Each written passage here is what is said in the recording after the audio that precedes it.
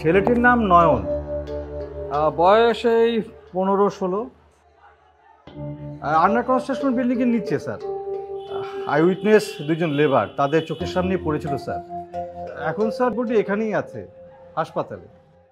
জি sir, professor সাহেব আমার সামনেই আছে স্যার। পাবলিক বলছে ছেলেটাকে নাকি প্রফেসর সাহেব ধাক্কা দিয়ে ফেলে দিয়েছে, ওরা নাকি ওটা দেখেছে।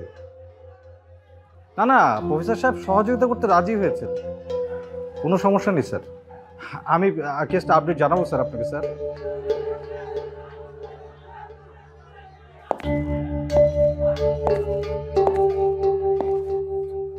আমি নয়নকে মারিনি, ট্রাস্ট মি অফিসার।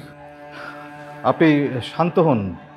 আপনি জানেন না, আমি নয়নকে আমার নিজের ছেলের মতো আমি বাড়িতে নিয়ে যেতে চেয়েছিলাম, কিন্তু কোথা থেকে যে কি হয়ে গেল, মানে আমি নামছি এমন সময় উফ, কি যে হয়ে গেল আমি ভাবতে পারছি না। পোস্টমর্টম রিপোর্টে কিন্তু সব উত্তর বেরিয়ে আসবে। এটা একটা সুইসাইড কেসও হতে পারে।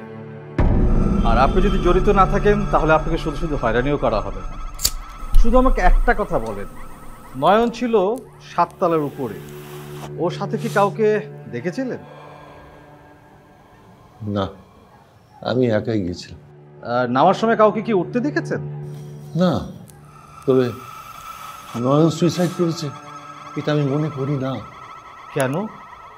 কারণ ও আমাকে কথা দিয়েছে যে আমার সাথে যাবে, সমাজে ভালোভাবে সুন্দরভাবে বাঁচতে চেয়েছিল, ওর ছোট ভাইকে লেখাপড়া করাতে চাইছিল।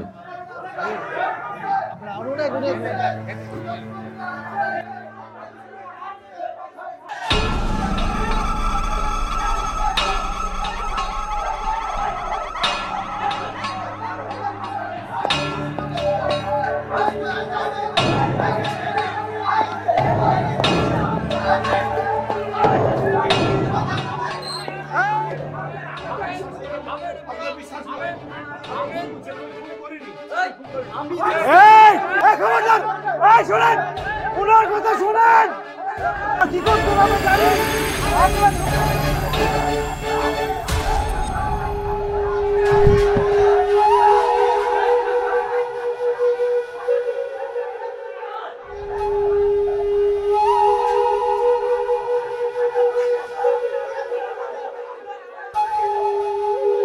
আমি কিন্তু আরো ফোর্স আনবো, আমি ফোর্স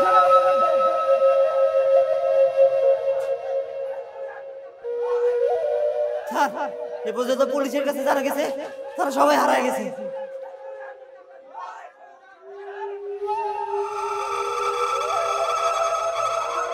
ওখানে গেলে ওরা ওই আড়ে পৌঁছায় দেবো, আমার ছোট ভাইটা ভর্তি করবো।